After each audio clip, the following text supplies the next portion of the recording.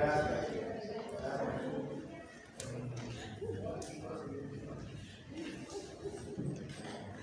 Jesús fue mi profesor en el doctorado. Estoy muy agradecido, tengo que decirlo aquí públicamente. Aprendí muchas cosas y sobre todo desde el punto de vista de adentrarme, no adentrarme porque no fui capaz, pero por lo menos conocer una disciplina que no era la mía y en esa medida tener una perspectiva más amplia de conocimiento. Así que muchas gracias, Jesús. Bueno, vamos entonces a iniciar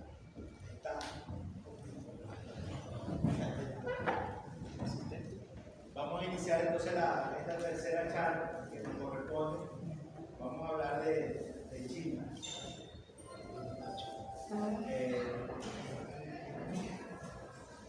Yo siempre, cuando comienzo a hablar de China, empiezo diciendo que no vamos a hablar solamente de otro país, sino que vamos a hablar de otra civilización. Y eso no es algo menor. Eso no es algo menor porque si nosotros fuéramos a hablar de otro país, bastaría con los instrumentos de las relaciones internacionales que nos permiten estudiar cualquier país, estudiar un país, conocer sobre cualquier país o cualquier región del planeta. Pero cuando vamos a estudiar otra civilización, la cosa se complejiza. Porque entonces ya tenemos que comenzar a estudiar algunos elementos que van más allá de las propias relaciones internacionales. Hay que estudiar elementos de historia, de filosofía, de cultura y otros. Hay elementos que sí se estudian en las relaciones internacionales, como son la economía, el derecho. Eso sí lo estudiamos en relaciones internacionales. Pero en el caso de China y en otros casos no basta para empezar a conocer a China. Entonces eso es lo primero que debemos hacer, entender que China es otra civilización. Pero además, cuando decimos que es otra civilización, no es que sea cualquier otra civilización. Es la única civilización en la historia del planeta que ha existido continuamente por 5.000 años. Ninguna otra, todas las otras han tenido quiebres, interrupciones. La civilización china nunca ha tenido interrupción. Este es un elemento que es muy importante, porque entonces uno, en la medida que va conociendo China, te vas adentrando en una problemática distinta. Y entonces vas comprendiendo que en su conocimiento y en su estudio y en su análisis se cometen errores, porque se parte de la base de que hay un pensamiento universal que permite analizar cualquier fenómeno. Y ese pensamiento universal o supuestamente es el pensamiento occidental. Y que el pensamiento occidental es abarcador, es totalizante, y en esa medida nos sirve para analizar cualquier país, cualquier civilización. Y eso no es real. Y por eso, cuando utilizamos los instrumentos occidentales para analizar a China, cometemos errores, caemos en errores. Yo le voy a poner un ejemplo. Cuando yo comencé a ir a China, yo empecé a dar clases en China en el año 2015. Cuando yo empecé a ir a China,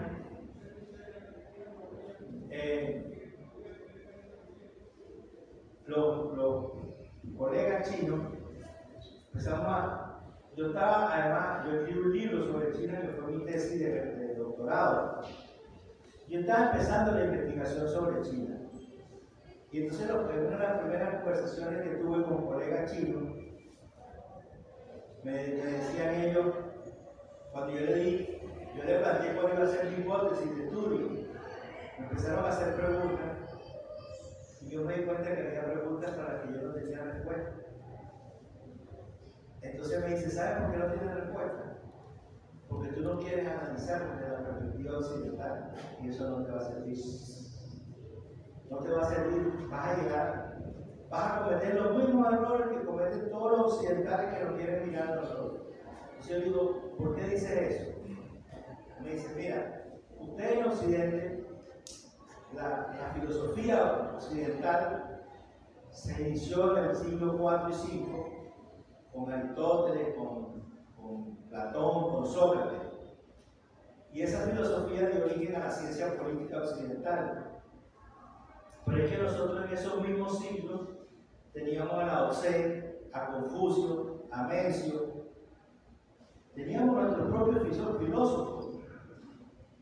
Y nosotros construimos nuestra propia filosofía que dio origen a nuestra propia ciencia política. Entonces, ¿por qué tenemos que copiarnos de ustedes? ¿Tú te imaginas que nosotros quisiéramos utilizar la filosofía de Confucio para analizar lo que pasa en Francia? ¿Tú crees que podríamos? No, no podríamos. Ustedes tampoco pueden analizarnos a nosotros desde la perspectiva occidental. Y me dijeron otra cosa muy interesante. Me dijo, los sistemas de ustedes son multipartidistas, ¿verdad? Sí. Me dice, qué bueno que ustedes puedan aplicar el multipartidismo. Y de verdad, me alegra que sea exitoso en Occidente. Pero nosotros no lo podemos aplicar. Porque nosotros somos un país de 9 millones de kilómetros cuadrados, 1.400 millones de habitantes, 55 etnias. Tenemos frontera con 15 países. Y si nosotros generamos el multipartidismo, vamos a generar el germen de la división. Nosotros vivimos 3.000 años de guerra, oígase, 3.000 años de guerra para lograr unificar el Estado. Logramos unificar el Estado en el año 221 a.C. Y nosotros no vamos a generar las condiciones para 3.000 años de guerra otra vez. Y por eso para los chinos es fundamental, hay dos palabritas fundamentales, o dos categorías fundamentales que hay que considerar para analizar a China. Esas categorías son unidad y estabilidad.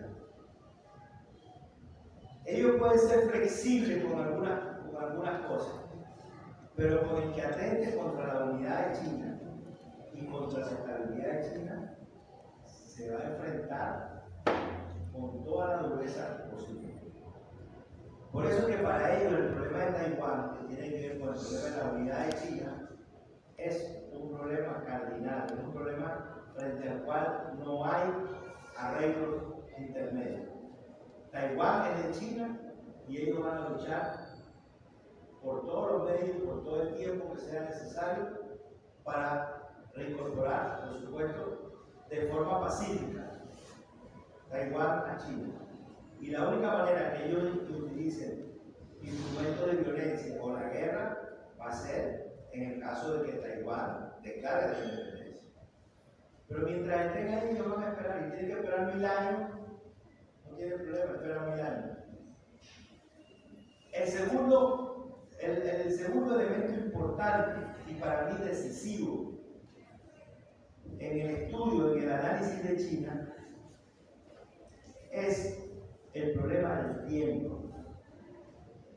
El tiempo entendido como categoría filosófica. Porque ahí tenemos verdades diametralmente opuestas. ¿Qué significa esto? Para nosotros Para nosotros los occidentales, el tiempo es finito. El tiempo termina con la vida. Nosotros muchas veces decimos, bueno, voy a sembrar una mata de mango. No, porque quiero sembrar esa mata de mango, de aquí hasta que el mango ya estoy muerto. Los chinos que dicen, voy a sembrar una mata de mango para que mis nietos coman mango. Entonces, en China, el tiempo es cíclico, el tiempo es infinito. El tiempo no es cíclico, es infinito. El tiempo continúa lo que se entiende. Y eso es lo que le permite a ellos desarrollar procesos de muy largo plazo. De muy largo plazo. Por eso es que ustedes ven, por ejemplo, la construcción de la Gran Muralla China, que demoró 2300 años.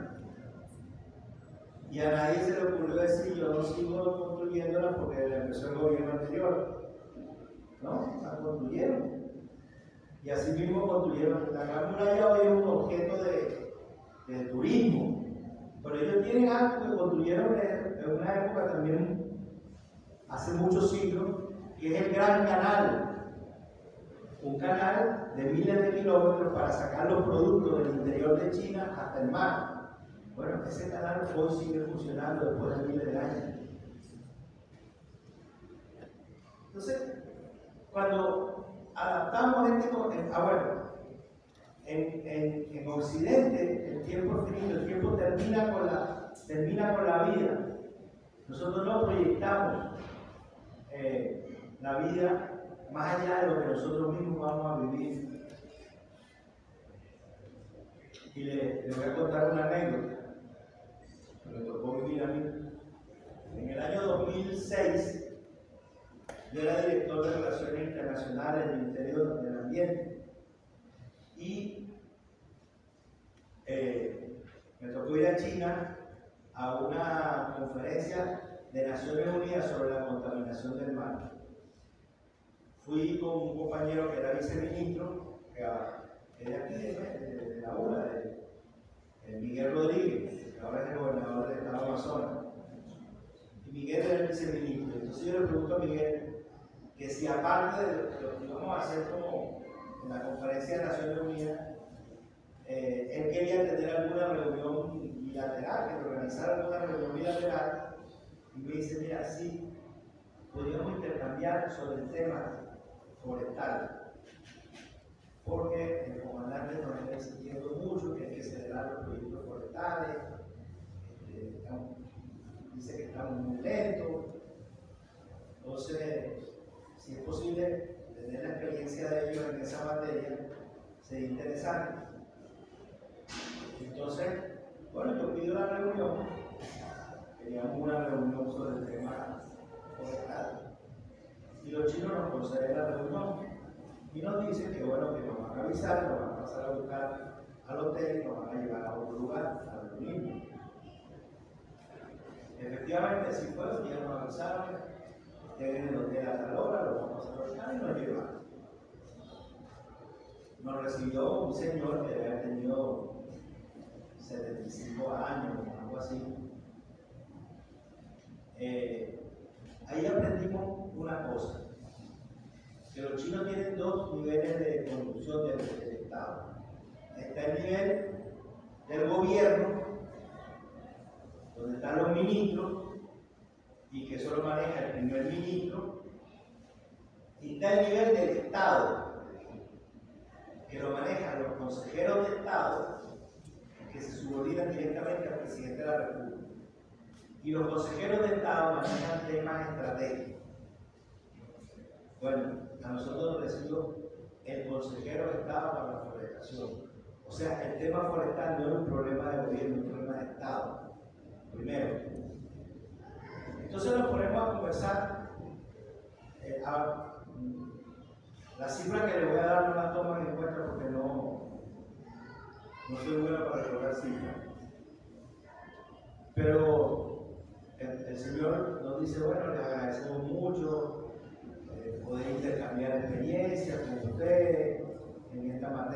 alguien importante, entonces queremos conocer su experiencia. Entonces, bueno, Miguel toma la palabra y dice, bueno, mire, nosotros en Venezuela tenemos un ambicioso plan de forestación que queremos sembrar, ya les digo, no tomen en cuenta la cifra. Queremos sembrar unas 20.000 hectáreas por los próximos 10 años. Entonces, el Señor nos escuchó tranquilamente y dice, bueno, cuando le toca hablar a él, dice, bueno, nosotros también tenemos un plan ambicioso de forestación y nosotros queremos sembrar 500.000 hectáreas por los próximos 100 años. Le dije a Miguel, no callemos, no estoy haciendo el ridículo. Entonces, ahí se estaba viendo un poco ellos, se está planteando ese problema a largo plazo. Ese señor tenía 75 años, seguramente se iba a jubilar ese año o dentro de 5 años, pero él estaba haciendo un plan que no van a ver ni sus hijos ni sus nietos. Estaba proyectando una tarea estratégica que nosotros no somos capaces de pensar. ¿Por qué nosotros no hicimos un plan de forestación a 100 años? Podemos, no, claro que podemos, pero no lo pensamos. Entonces, ese ejemplo yo creo que les deja claro las implicaciones que tiene el tema del tiempo desde el punto de vista filosófico. ¿Y por qué? Porque hay una pregunta que todos se hacen, que tiene que ver, que se explica con esto, que es, mucha gente dice que China está regresando al capitalismo.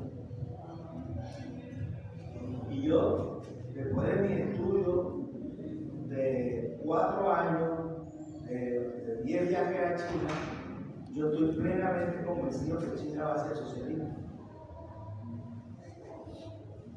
Plenamente convencido, así concluye mi libro y así concluyó, fueron las conclusiones de mi tesis. Pero el problema es que la transformación de la sociedad, que nosotros la queremos ver pasado mañana, los chinos dicen no. Transformar una sociedad, y este proceso que alguien habló en algún momento de construir el hombre nuevo, es un proceso de muy largo plazo. De muy largo plazo. Y si nosotros estamos pensando que eso tiene validez y lo vamos a ver, muy probablemente vamos a llegar a la conclusión de que no tiene validez. Y esa es la diferencia. Entonces, cuando nosotros queramos entender a China, nosotros tenemos que entender el tema del tiempo. El tiempo. ¿Qué pasó en China? Después del año 1949, cuando se funda la República Popular China y el Partido Comunista toma el poder, se inicia un proceso acelerado de transformación de todo punto de vista, de desarrollo cultural, de desarrollo de la producción, de la industria. Y es la primera década de la Revolución China, del año 45 al 55, son extraordinariamente exitosos.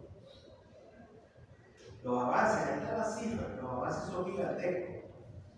Pero entonces se planteó la necesidad de acelerar el proceso. Y en una primera instancia se planteó acelerar el proceso a partir de criterios superficiales o no superficiales, criterios no reales. No era el criterio real, eran subjetivos, eran deseos. Y ahí se produjeron dos políticas que fueron dos grandes fracasos, que fue la revolución cultural y el gran salto adelante. Primero el gran salto adelante y después la revolución cultural. Y eso, en vez de significar un avance, significó un retroceso. Y buena parte de lo que se había avanzado desde 1949 hasta 1959, hasta toda la década siguiente, significó un retroceso. En el año 1900 eso fracasa totalmente y Y en el año 1976, por cosas del destino, muere Mao Zedong, pero no solamente muere Mao Zedong, también muere Xu Dei, que había sido también uno de los fundadores de la República Popular China, y había sido el ministro de Defensa, el jefe de la Fuerza Armada, y muere Zhou Enlai. Zhou Enlai era el primer ministro. O sea, tres de los más grandes líderes de la Revolución China y del Partido Comunista Chino fallecen en ese año 1976. Y ahí entonces se produce una pugna de poderes para ver quién persevera. Y por tanto, no era solamente un tema de poderes, sino qué orientación se le iba a dar a la continuidad del proceso político chino. Había un grupo que se planteaba desde posiciones de ultraizquierda regresar hacia una posición fundamentalista, regresar hacia la revolución cultural. O sea, sin tener un sustento en la producción, sin tener un sustento en el desarrollo económico, sin tener un sustento en las capacidades productivas, generar metas de desarrollo que eran inalcanzables a costa de la superexplotación de los trabajadores y por tanto de un deterioro y una contradicción con las propias bases fundacionales de la República Popular China. Hubo otro grupo que dijo, no, esto no puede ser así, esto tiene que ser un proceso de largo plazo en que produzcamos las transformaciones necesarias que nos conduzcan hacia un desarrollo sólido. Y entonces, en ese análisis, ellos dijeron, bueno, por el camino que vamos, aunque tenemos errores, aunque tenemos retrocesos, vamos bien, vamos avanzando. Y efectivamente, cuando uno miraba las cifras que tenían en ese momento, en 1978, y las comparaba con las cifras que tenían en el año 49, o sea, 30 años atrás, había habido un avance importante en términos socioeconómicos, en términos de desarrollo de la educación, de la salud, de la seguridad social, en cuanto al desarrollo de infraestructura, etc. Efectivamente, había habido un desarrollo, pero evaluaron que ese desarrollo era muy lento, y que eso iba a llevar mucho tiempo cuando tenían posibilidades de producir un desarrollo mucho más acelerado. Entonces dijeron, ¿qué nos falta? ¿Qué no tenemos? Y entonces llegaron a la conclusión de que lo que no tenían era tecnología y dinero. Y entonces dijeron, ¿y dónde está la tecnología y dinero? La tienen los capitalistas en Occidente. ¿Y qué hacemos? Bueno, traigámosla. Pero ¿cómo la vamos a traer? Eso violenta la Constitución. Bueno, cambiemos la Constitución. Entonces hicieron cambios en la Constitución que permitió de una manera absolutamente pragmática iniciar la política de reforma y apertura. La política de reforma y apertura fue la política de atraer inversión y atraer tecnología para acelerar los procesos de desarrollo. Ahora, aquí entonces empieza el debate. Atraer inversión y atraer tecnología capitalista significaba atraer al capitalismo. Y sí, atrajeron capitalismo, pero lo circunscribieron a determinadas zonas que se llamaron zonas económicas especiales, que significaron el 3% del territorio, el 3% del territorio y el 5% de la población. Ellos decidieron que el 3% del territorio y el 5% de la población se iban a estar bajo las reglas del capitalismo. Pero ellos Estado. El Estado siguió siendo dirigido por el Partido Comunista y ellos no negociaron cambios o establecieron cambios en la estructura política del país. ¿Por qué digo esto?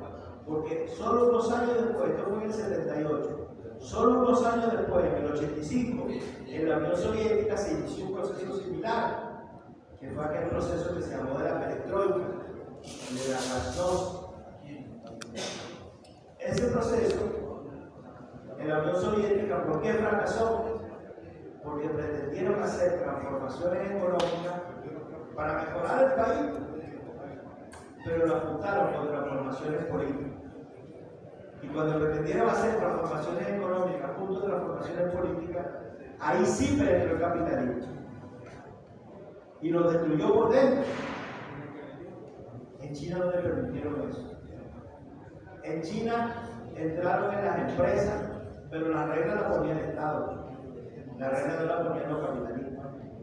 Y le dijeron, perfecto, si ustedes quieren venir, se tienen que instalar ahí.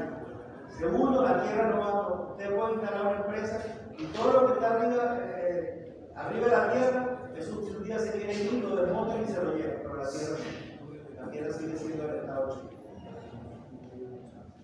Y este proceso que se manifestó de forma importante en el área de la tecnología y de la finanza, tuvo un mucho mayor realce y muchas veces muy oculto y desconocido, que es la transformación del agro, la transformación del mundo rural. Y entre muchas cosas que se hicieron, hubo una que fue la fundamental. Uno de los problemas que tenía China es que China tenía una historia. Desde tiempos ancestrales, desde milenios anteriores, la producción agrícola en China siempre fue una producción familiar. La estructura básica de la producción era la familia. Eso en buena parte se violentó por copiar el modelo soviético de las granjas colectivas. Entonces, una de las cosas que decidieron además los campesinos en debates muy grandes que se produjeron fue que se debía volver a la producción agrícola familiar. Que el que quisiera tener cooperativa que la tuviera, pero que se debía permitir el renacimiento o volver a la producción agrícola familiar. Y eso hizo que en muy pocos años China volvió a ser autosuficiente en materia alimenticia en muchos productos y sobre todo el producto número uno para ellos, que es el arroz. Entonces, este proceso de transformación que se hizo cuando le dijeron a Xi Jinping, a Deng Xiaoping, que cómo era posible que introdujeran reformas capitalistas en China, Deng Xiaoping dijo: no importa si el gato es blanco o negro, lo que importa es que case ratón. Es decir, ellos fueron absolutamente pragmáticos. Y como tenían muy claro el tema del tiempo, también le preguntaron a Xi Jinping qué iba a pasar con los millonarios. Y dijo: ese es un mal necesario. O sea, los millonarios en China no van a ser eternos. Pero además los millonarios en China no son como los millonarios del capitalismo. Los millonarios en China no pueden construir partidos políticos, no pueden financiar campañas electorales, no pueden acceder a actividad política de prensa. No pueden financiar políticos. No pueden hacer nada de eso. Se tienen que dedicar a producir. Y además, con determinadas reglas muy claras, entre las cuales están muy claros a qué se puede circunscribir y dónde están los límites. Y eso lo impone el Estado sin preguntarle a ellos. Ellos deciden si se acogen a la regla o no. Y se acojan la regla y lo hacen bien porque llegan a ser millonarios. Pero son unos millonarios con alto contenido patriótico. Ellos no sacan sus recursos para tenerlo en la banca occidental. Ellos invierten en el país. Entonces, estas son algunas particularidades que uno tiene que ir conociendo para ir entendiendo lo que está pasando ahora. ¿Qué es lo que ocurre? Al iniciarse esta política de reforma y apertura, es la que lleva a que China se transforme en lo que es hoy una gran potencia económica global.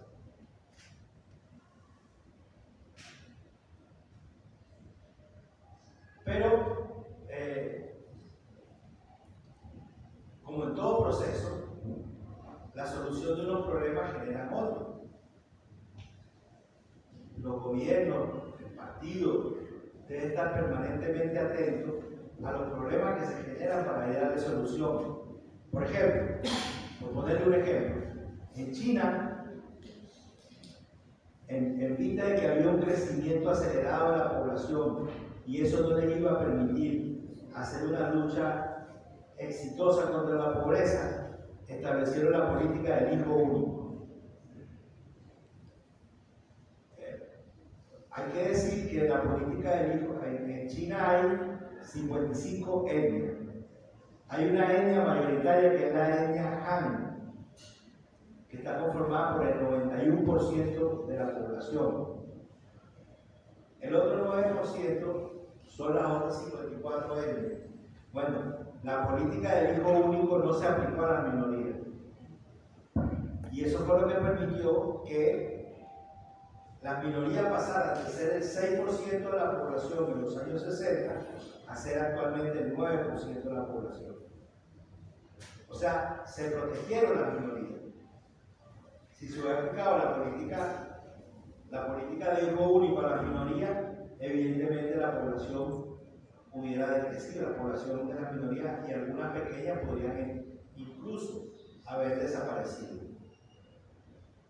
Esa política se eliminó hace unos años y ahora China enfrenta el problema contrario, que es que la población comenzó a decrecer el año pasado. Entonces ahora tienen que tomar medidas para hacer que la población crezca. Y entonces hay una serie de políticas encaminadas a favorecer la familia, a favorecer a las madres que tengan hijos, etcétera, etcétera. Le pongo este ejemplo para que podamos entender que no existe el manual de cómo hacer la revolución. Eso no existe. Se van resolviendo problemas y van surgiendo otros. Porque precisamente por eso es que se habla del proceso revolucionario. Porque la revolución no es un momento, la revolución es un proceso que tiene una duración en el tiempo. Y esa duración en el tiempo viene dada por muchas condiciones, por muchas circunstancias, la más importante de las cuales es la circunstancia económica. Pero la política de reforma y apertura, que comenzó en el año 78, permitió un acelerado desarrollo científico y tecnológico de China, un pueblo que, como ustedes saben, es muy trabajador, es muy disciplinado.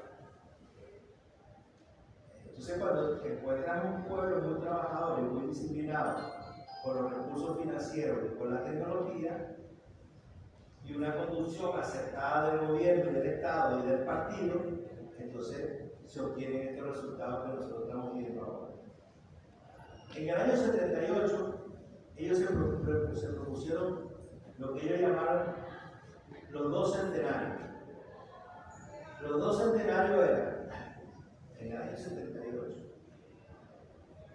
el primer centenario ya lo cumplieron, fue el año 2021, el centenario de la fundación del Partido Comunista de China.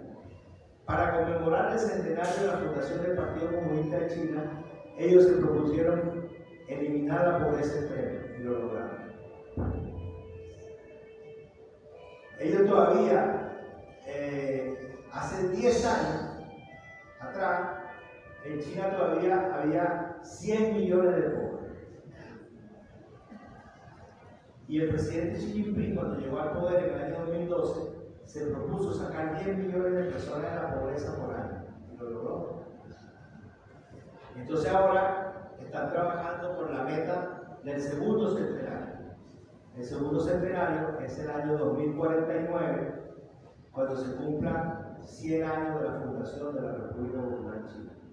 Y ahí el compromiso es transformar a China en un país de desarrollo medio, es decir, donde todos los ciudadanos sean de desarrollo medio, lo que aquí se llama clase media. Pero no hay que entender la clase media en términos de consumo capitalista. No se trata ahora que cada familia va a tener un carro. No, se trata de hacer un buen servicio de transporte público para que cada familia no tenga necesidad de tener un carro y se pueda trasladar tanto en la ciudad como fuera de la ciudad por medio de comunicación, por medio de transporte público eficiente, barato y moderno. No se trata de incrementar los consumos eléctricos al nivel de los países capitalistas, porque si los chinos adoptan el modelo capitalista de consumo de energía, se termina la energía del mundo. Imagínense 1.400 millones yo les decía, creo que ayer les decía que Estados Unidos, que es el 6% de la población mundial, consume el 25% de la energía. Imagínense los chinos, que son el 22% de la población mundial. Saquen la cuenta de la mano. Sí, eso era más regla de 3 cuando yo estudiaba en el bachillerato. Si 6 llega a 25, 22 viene a ser como 80, ¿no? Y si sumamos a eso la India, se acaba la energía del planeta. Tan sencillo como eso. Entonces, algún día le vamos a tener que agradecer a los chinos que hayan diseñado un modelo de desarrollo propio que pone el acento en un modelo energético propio. Por eso China hoy es el país del mundo que tiene la mayor inversión en materia de energías alternativas. Y es una cifra que está creciendo aceleradamente y ya se propusieron la cifra del carbono cero para el año 2060.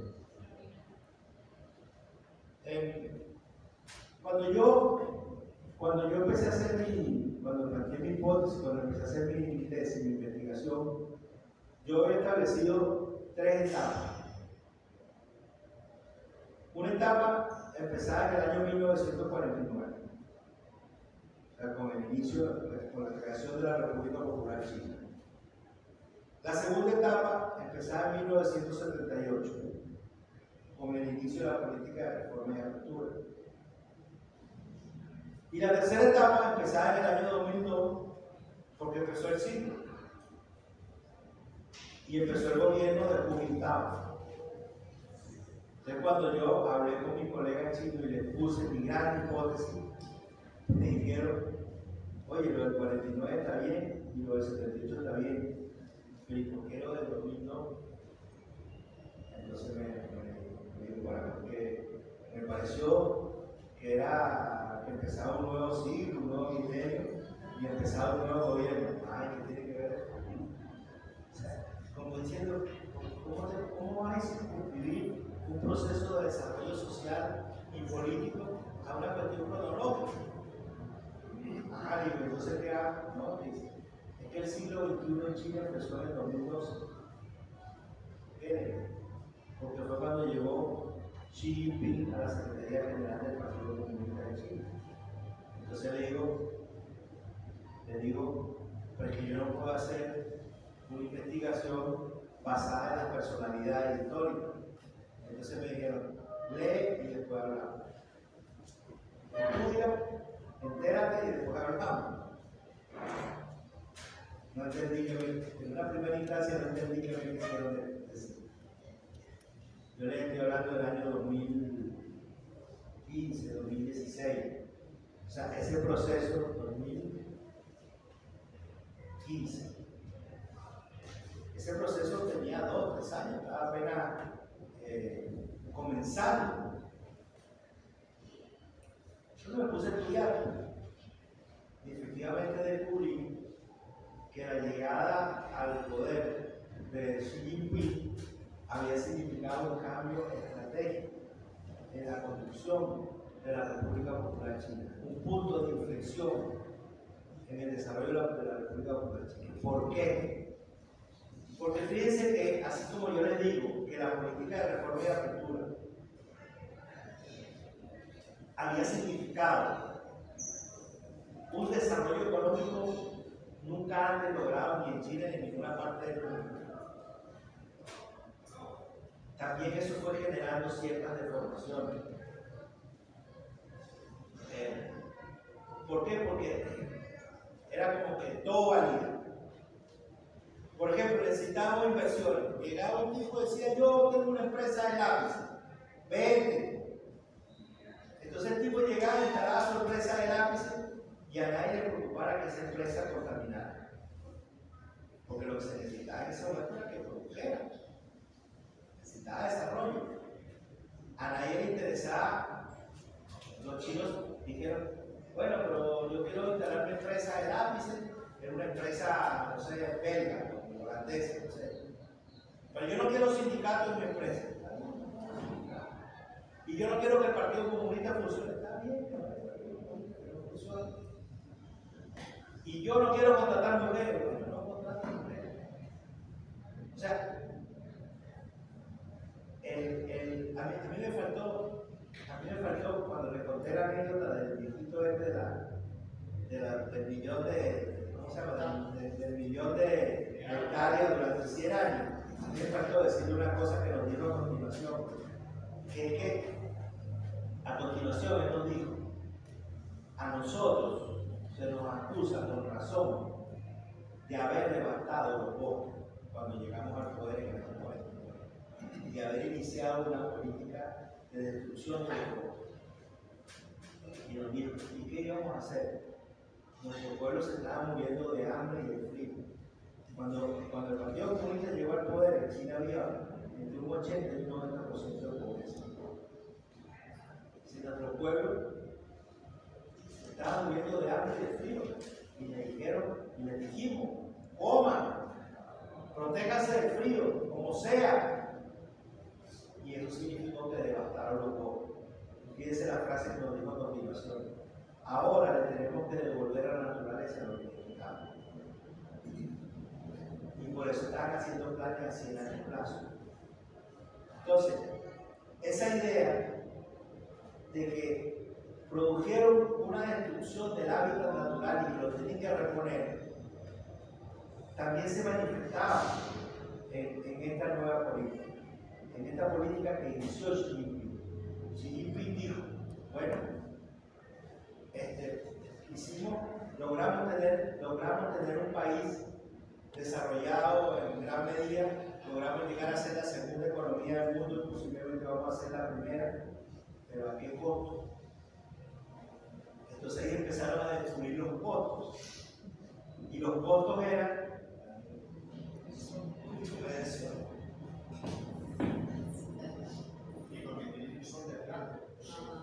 pero se calculaba para llegar acá.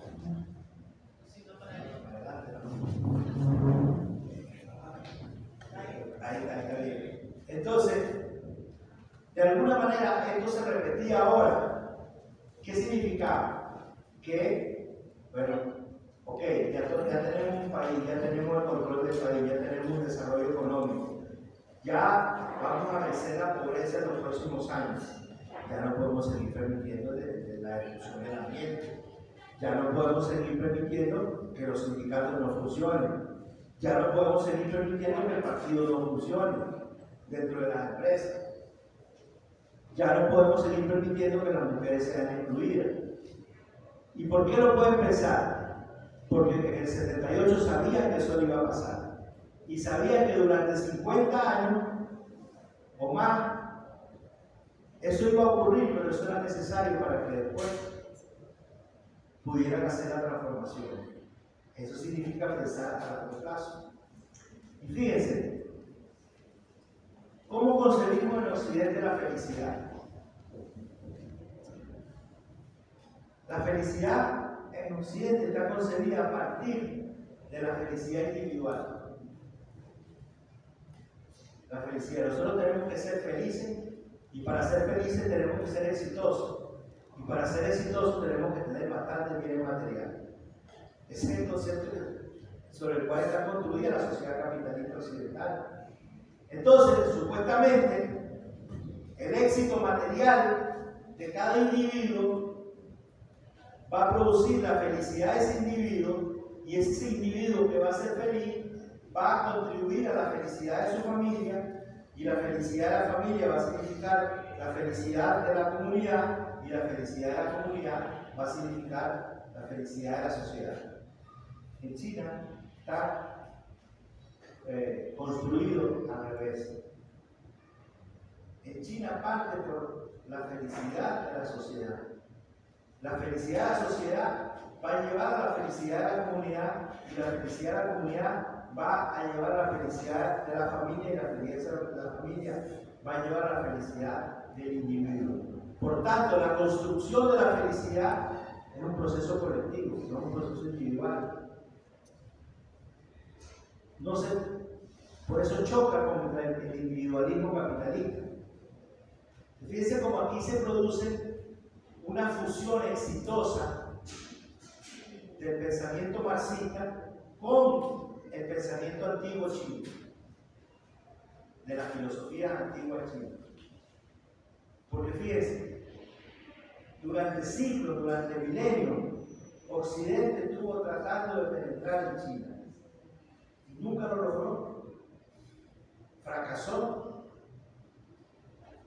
totalmente. La única filosofía o religión extranjera que logró penetrar en China no era occidental, fue el budismo. Pero el budismo llegó procedente de la India, que también es un país asiático. Y el budismo en China se transformó. Hoy existen 3 escuelas budistas en China. La escuela original, que es la minoritaria, que es el budismo indio. Y después en China hay 2 budismos, el budismo tibetano y el budismo chino. ¿Cómo se llama? ¿Chan? El budismo Chan, me dice Bernardo. No sabía, gracias. Entonces, pero no occidental. ¿Y cuál es la primera filosofía occidental que logra penetrar exitosamente en China?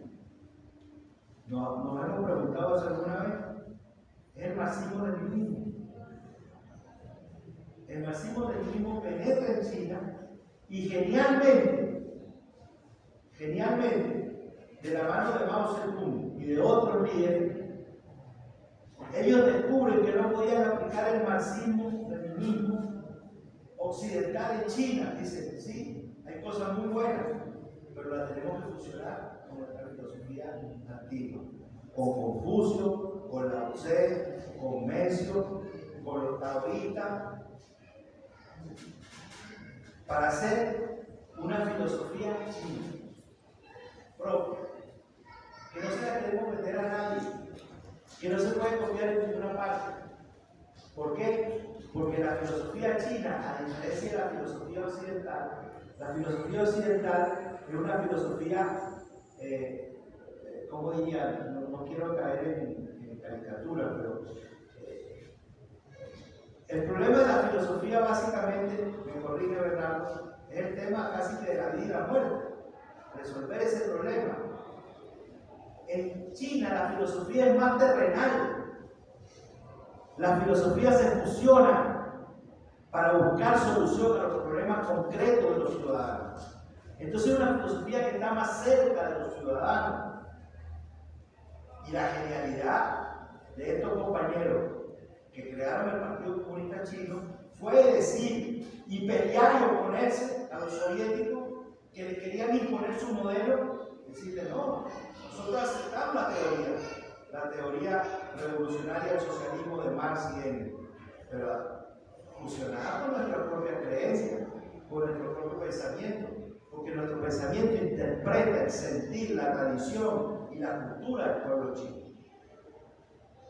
Hasta hasta el siglo XX, hasta el inicio del siglo XX, en China no conocían el marxismo, ni conocían ninguna filosofía occidental. Y no solo no la conocían, China era un mundo cerrado. Yo en mi libro, en mi investigación, descubrí en el siglo XIX un documento de un consejero, de un emperador, que le manda un documento al emperador y le dice: hay que tener mucho cuidado con los extranjeros porque son salvajes. Y entonces llama a expulsarlo de China, hablando de 1860, 70, expulsarlo de China o por lo menos tenerlo controlado, porque son expresión de ideas retrógradas. Dice que el primer ministerio de Relaciones Exteriores de China o órgano similar que en Europa se construyeron en el siglo XVII, que en Estados Unidos se construyeron desde el mismo momento que se declaró la independencia, igual que nosotros.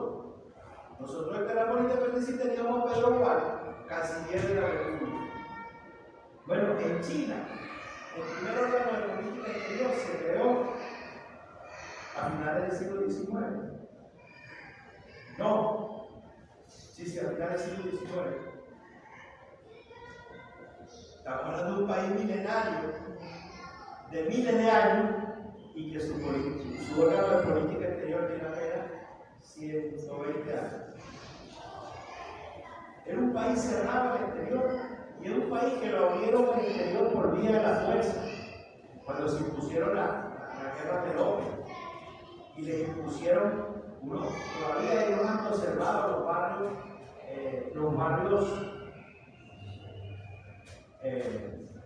franceses, los barrios occidentales en Shanghái, que eran puertos cerrados donde no podían entrar los chinos. Entonces, ellos tuvieron acceso porque a nosotros nos echan el cuento de Marco Polo. Pero Marco Polo es una excepción, caso único. Un caso en miles de años. No se puede hablar de eso como una generalidad. Se comienza a hablar de una generalidad cuando después de la guerra del opio los ingleses y los franceses ocupan el territorio.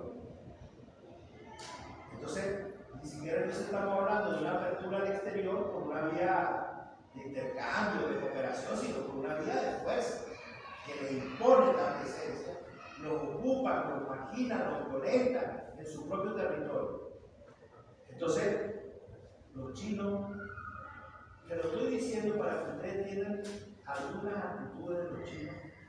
Fíjense que aquí hay portugueses que se casaron con venezolanos. Aquí hay españoles que se casaron con venezolanos. Aquí hay italianos que se casaron con venezolanos. Aquí hay peruanos que se casaron. Aquí hay ecuatorianos, aquí hay árabes. Busquen un chino casado con una venezolana. No hay. Son cerrados. Y son cerrados porque ¿saben que la palabra China no existe en China? La palabra China no existe en China. Ellos se llaman así mismo Chongó. Y Chongó significa el centro del mundo.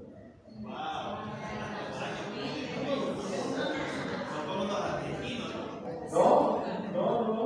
Tienen un sustento filosófico. Tienen un sustento filosófico en el sentido que ellos también dicen: nosotros nunca hemos invadido ningún país, lo cual no es estrictamente cierto. Pero, por ejemplo, ellos no se hacen cargo de las invasiones de los hunos, de los mongoles, porque la dinastía mongola ocupó China durante 7 siglos. Pero ellos dicen: nosotros éramos un país ocupado. Si ellos invadieron y llegaron hasta Europa, no éramos nosotros, no éramos los chinos, eran ellos que nos ocuparon a nosotros y siguieron invadiendo, pero no se hacen cargo de eso. Yo sí les recordé un par de invasiones que hicieron que ellos no quieren acordarse, pero bueno, sí. esa parte de la historia mi colega no, sí, hasta me preguntó, ¿tú estabas ahí? Pero yo no estaba ahí, pero yo sí leo. Ellos se olvidan de la invasión a Vietnam en el año 1986 y se olvidan, aunque fue una causa justa, se olvidan que también invadieron Corea en el año 1948. Pero bueno, esa es otra historia. Entonces, lo que le quiero decir es que esta situación que significó la política de reforma y apertura, que lo que yo más he estudiado, que es la política exterior, significó que el Ministerio de Relaciones Exteriores, en los hechos, era un Ministerio de Comercio Exterior y las embajadas eran oficinas comerciales. ¿De qué pasó? ¿Qué pasó? Que a los diplomáticos se les evaluaba por la capacidad que tenían de atraer inversión o de atraer empresas, inversión o empresas, o tecnología. Y eso hizo que a ningún embajador le interesara relacionarse con la sociedad civil. ¿Alguna vez han visto quién venía a un embajador chino? Ahora, recientemente, seguro vino hace pocos meses. Pero dígame, un embajador chino hace 5 años aquí, no lo van a encontrar. Vivían encerrados en la embajada. Y entonces se reunían con empresarios, se reunían con algún otro diputado, algún otro ministro, y ya cumplían su labor. Eso está cambiando con Xi Jinping. Hoy comienza China a abrirse, a tener relaciones con los partidos, con la sociedad, con las universidades, con la cultura, pero es un proceso que se va a dar al ritmo de los chinos. No se va a dar con una cosa acelerada que va a empezar a correr ahora. No es así.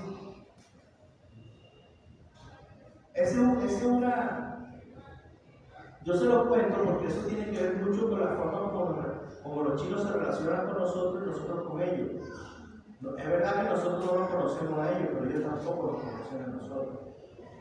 Y ellos no nos conocen a nosotros, y ahora cuando hablo de nosotros, estoy hablando de América Latina y el Caribe, porque nosotros fuimos el último continente que estableció relaciones con China.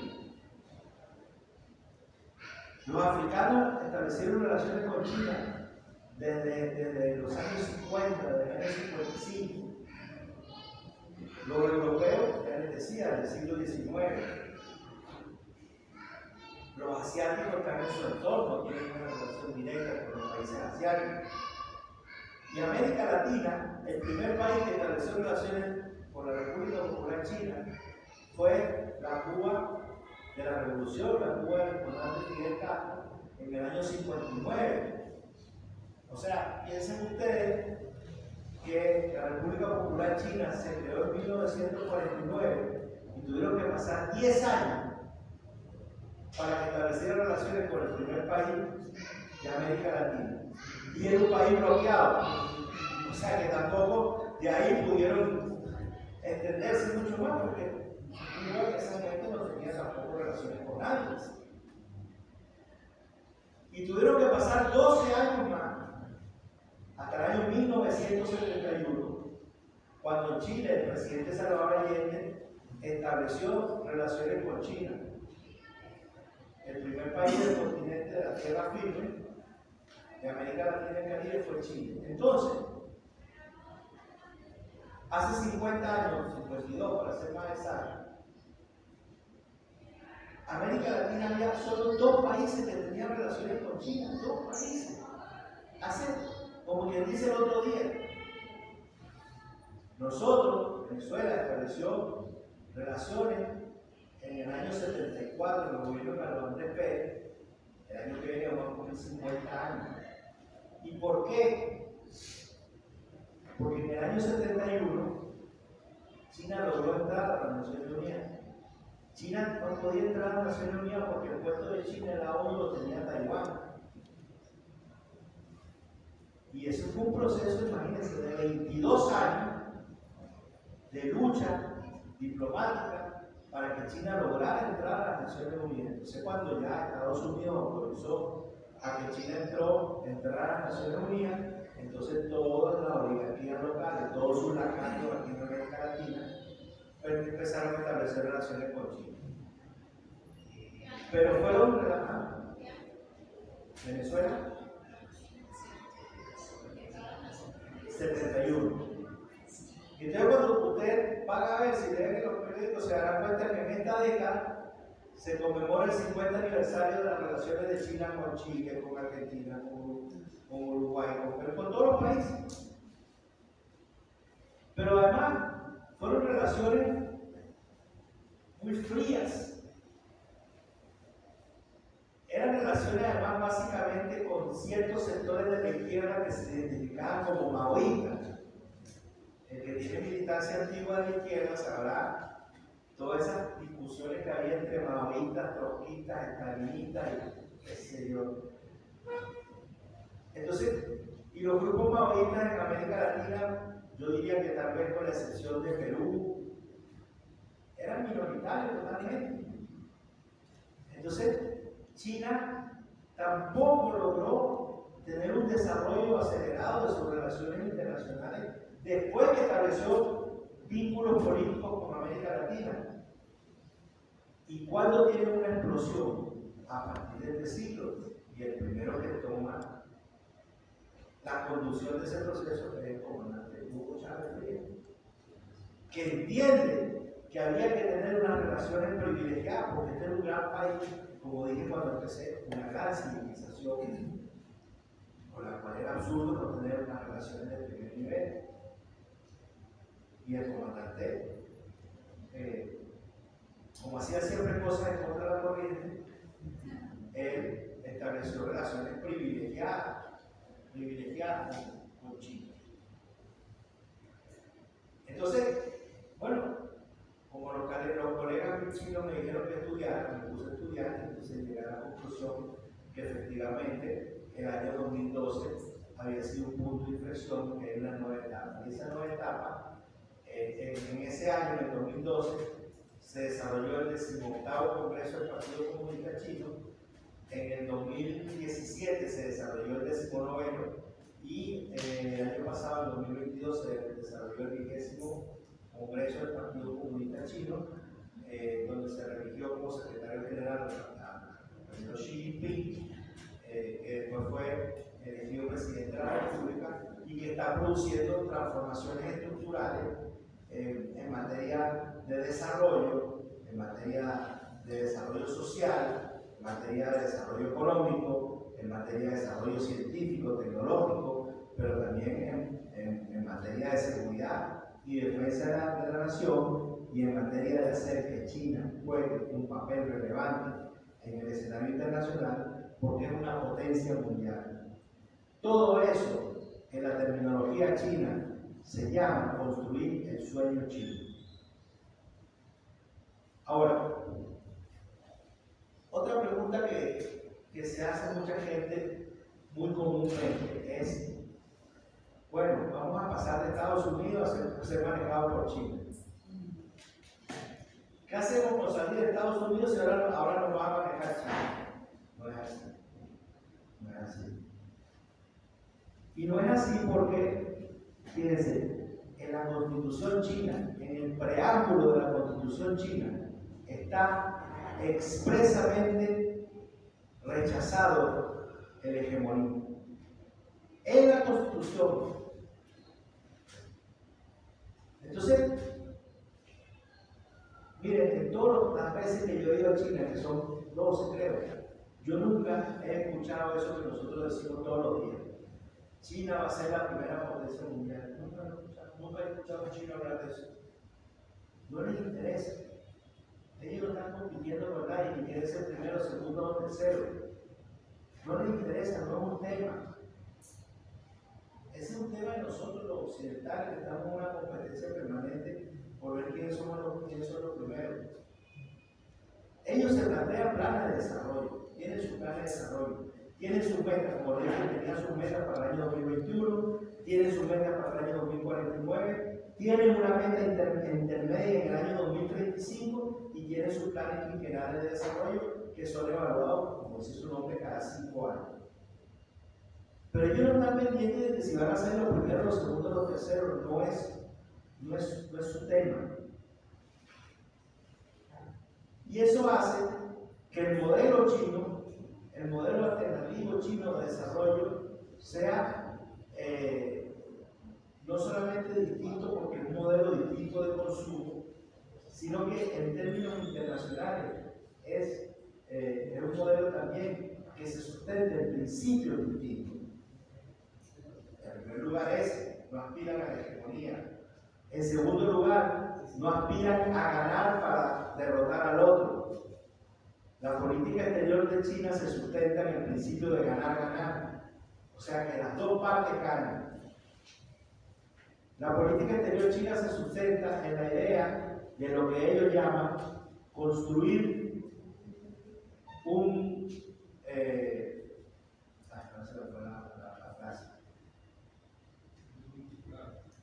espacio de desarrollo compartido.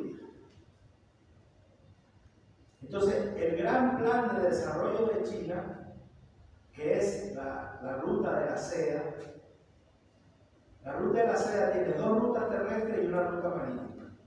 Se llama así porque fue la ruta que se trazó hace 10 siglos para comunicarse entre China y Europa por vía terrestre o marítima, para intercambiar, para comerciar. Y lo que se quiere precisamente es establecer una ruta que permita el comercio. Ahora, fíjense,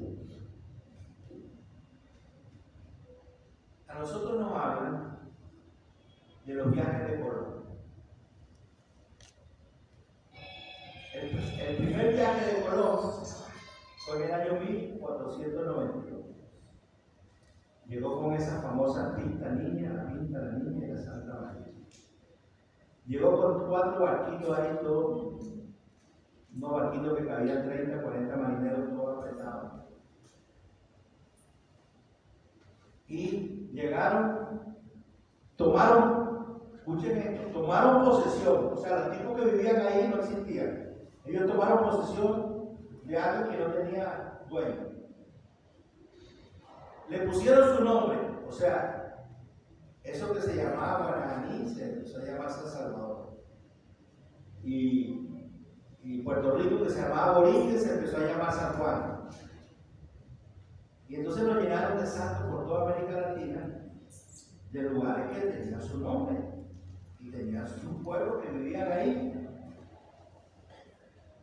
Y después nos colonizaron durante 3 siglos. Bueno, los chinos llegaron 80 años antes a África, por lo menos. Está documentado que llegaron a África. El almirante Chen He hizo 12 viajes, no 3 viajes, sino 4 como no. No venía en 3 barquitos primero. Tenía la flota del almirante Chen He, era de 100 barcos. Cada barco cargaba un poco más de 100 marineros o su equivalente en carga. Ellos, está documentado que recorrieron Asia, toda Asia, circunnavegaron África, y hay un autor británico que dice que llegaron a América. Yo no tengo ese libro, que está solamente en inglés, no lo he podido conseguir, pero he buscado y no hay ningún otro. Yo por lo menos no he conseguido el soporte bibliográfico que me permita argumentar en el sentido que también los chinos llegaron a América. Pero lo que sí está demostrado, que llegaron a Asia y llegaron a África. ¿Cuántas colonias chinas hay en África? Si llegaron primero que los portugueses, que los franceses, que los ingleses, que los holandeses, que los belgas. ¿Cuántas colonias chinas? Ninguna. ¿Por qué? Porque no les interesaba conquistar. Ellos estaban comerciando. Ellos llevaban sus productos, llevaban seda, llevaban té, llevaban otros productos y recogían lo que les interesaba de esos pueblos. Y se iban. Entonces, no ha habido nunca una intención china de ocupar territorio, de invadir territorio. Entonces, no la había No la hubo ni la hay. Entonces nosotros, que por supuesto, nuestra historia es de pasar de los imperios español y portugués al británico, y del británico al de Estados Unidos, entonces decimos, y ahora vamos a pasar al imperio chino. Falso. Yo me pregunto, y les pregunto, que alguien me diga, ¿en cuál de los convenios de cooperación, de colaboración, de vínculos económicos con China, que China ha firmado con cualquier país, le han puesto como condición que tiene que poner al presidente? Y que si no lo pone, te amenazo, te invado, asesino. ¿Cuántos presidentes ha asesinado China en América Latina? ¿Cuántos golpes de Estado ha producido? ¿Cuántas invasiones ha hecho? Ninguna. Ninguna. Entonces, uno puede estar de acuerdo o no con lo que está pasando en China, pero lo que sí es cierto es que en el escenario internacional estamos hablando de un modo, de una potencia que se comporta de una manera distinta. Y nosotros somos testigos de nuestra relación con China. A nosotros China no nos ha impuesto nada. Entonces, dicen, pero son duros negociando. Claro. Nosotros también tenemos que ser duros negociando. Porque el problema de Venezuela es que hemos sido blandos negociando siempre. Por eso perdimos la Guajira, por eso perdimos la Orinoquía, por eso perdimos, bueno, estamos en trámite todavía, pero de alguna manera perdimos el Esequibo, porque somos muy blandos. ¿Por qué? Porque nuestra oligarquía no tiene sentido nacional ni patriótico. Nuestra oligarquía ha negociado pensando en los intereses del extranjero, no de los venezolanos. Y por eso hemos perdido territorio. Porque somos blandos y todavía somos blandos negociando. Claro, ahora hay formas nuevas de ablandar, ¿no? El poderoso don dinero ablanda mucho. Ablanda mucho. La primera negociación positiva que Venezuela hizo, hay que decirlo, la hicieron los adentros los copellanos cuando negociaron con Holanda la frontera con Aruba, Curazao, la frontera marítima con Aruba, Curazao y Bonaire. Esa fue una negociación exitosa para nosotros, positiva. Tuvimos también una negociación positiva que se hizo en la Cuarta República con los brasileños. Recuperamos 3.000 kilómetros de territorio, 3.000 kilómetros parados de territorio que Brasil no entregó como nuestro. Pero todas las negociaciones desde las que hicimos con Colombia, los mapas, ustedes ven los mapas, toda la península guajira es la nuestra. Y dices, los colombianos la quitaron, no quitaron nada. Nuestros negociadores vayan a la Cancillería y lean los documentos que ahí están. Nuestros negociadores se las entregaron porque no les interesaba, porque estaban borrachos, por lo que sea. Esa es la verdad. Los colombianos sí tenían sentido nacional. La oligarquía colombiana tenía un sentido nacional mucho más grande que la nuestra. Un sentido nacional de defensa de los intereses de la oligarquía, por cierto. Pero la de nosotros ni siquiera eso. Entonces, no sabemos negociar, y claro, vamos a negociar con los chinos y decimos que los chinos son duros. No, eso sí tiene sentido de lo que están haciendo. Pero si tú le dices, mire, no es así, no te lo impone. Te lo digo por experiencia propia. Dice, no es así, perfecto, no es así. A ver, te pone su regla. Está en ti que la acepten o no. Está en ti que tengan un sentido de soberanía, de defensa nacional, de defensa de los intereses nacionales en la negociación que hagas con ellos. Incluso al revés. ¿Qué significa al revés? El presidente Chávez le dijo a los chinos que quería construir un tren que atravesara todo el llano, fuera creo que de San Carlos, ¿cómo se llama? Hay una ciudad ahí no, ahí en Cogede.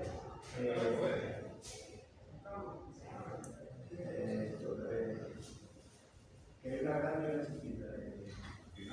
Tinato y Tinato. Bueno, que se construyeron trenes desde Tinaco hasta Anaco, o hasta el Tigre, no sé. Y entonces los chicos le preguntaron, ¿para qué quiere un tren ahí si no hay nada? ¿Qué va a transportar? No, pues, bueno, no, es que ahí, ¿por dónde va a pasar? No, por Valle de la Pascua, por, no sé, por Tupido. ¿Y cuánta gente llega ahí? No, 20.000, 10.000, 5.000. ¿Qué va a transportar? No, pues yo produce un poquito de tomate. No necesita ese tren, no, yo quiero que haya un tren. En esa visión estratégica que él tenía, que a veces uno no la veía, él decía que tenía que haber un tren para desarrollar el llano, la producción agrícola y hacer crecer al llano. Y con la idea también de algunos campos de petróleo que se han descubierto en Marina, etc. Entonces los chicos dijeron, bueno, nosotros no estamos de acuerdo, pero si usted lo quiere hacer, al final no pasó nada. Pero quiero decir que tú le preguntas, ellos te dicen, si no estás de acuerdo, no estás de acuerdo. Yo lo viví personalmente. Y ellos, por ejemplo, tenían idea de hacer algo, de hacer algunos proyectos que el presidente no estuvo de acuerdo, y yo, perfecto. Nada, no pasó nada. La relación siguió siendo tan buena como había sido siempre. Entonces, finalizo diciendo que los planes de China en el siglo XXI van a ser que a mediados del siglo no solamente sea una potencia de primer orden a nivel mundial, sino que además va a ser un país desarrollado en general. Pero va a ser un desarrollo no sustentado en el consumo o en el consumismo, mejor dicho, sí en el consumo, para que la población tenga capacidad de consumo para solucionar sus problemas básicos, pero no en el consumismo. O sea, va a generar un modelo alternativo de desarrollo que, como ha dicho el presidente Xi Jinping ha dicho, en el año 2049 China va a ser un país moderno, desarrollado, y va a ser un país moderno, desarrollado, hermoso, dice. Un país moderno, desarrollado, hermoso, que va a vivir en una relación armoniosa con la naturaleza y va a ser un país socialista. Entonces, tenemos que ver la proyección de China en esos términos. China avanza hacia la construcción del socialismo. Eso es lo que Estados Unidos no puede permitir. Olvídense de todas esas cosas de guerras comerciales y que la guerra es por Huawei. Sí, todo eso es verdad. Todo eso es verdad. Pero eso es una expresión de una confrontación ideológica en términos de qué prevalece, el socialismo o el capitalismo. Y el socialismo por primera vez está venciendo. Y está venciendo en uno de los países más grandes y en el más poblado del planeta. Eso para los pueblos del sur es una señal, es un mensaje, es un faro que debemos mirar no para copiar, pero sí para aprender, para intercambiar y para tener confianza en que lo que estamos haciendo se inscribe en lo correcto, que vamos avanzando hacia la transformación del mundo, de las sociedades, para hacer que el mundo sea mucho más vivible, mucho mejor, para los pueblos. Muchas gracias.